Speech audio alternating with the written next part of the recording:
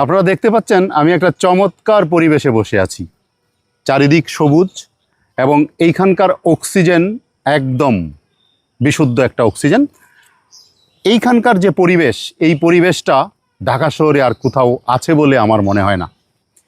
আমি এই জন্য বলছি, আপনারা যদি একটু তাকিয়ে দেখেন চারিপাশে কি চমৎকার সবুজে ঘেরা একটা পরিবেশ। বিশেষ করে এই যে বৃষ্টি পড়ে, বর্ষাকাল বা সময়ে বৃষ্টি হয়, বৃষ্টি হওয়ার পরে দেখবেন যে আন্ডারস্টোরি হিসাবে অনেক গাছ, অনেক তৃণ জন্মে এবং তার পাতাগুলি থাকে একদম চকচকে সবুজ।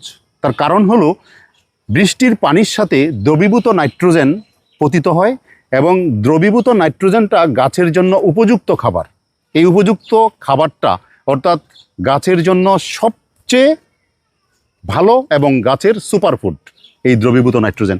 সেই দ্রবীভূত নাইট্রোজেনটা পেয়ে দেখেন আমার চারপাশে গাছপালাগুলি কি চমৎকার হয়েছে, যেখানে বসে বারবার মনে হয় যেন আমি একটা খুব চমৎকার জায়গায় বসে আছি, খুবই উপভোগ্য।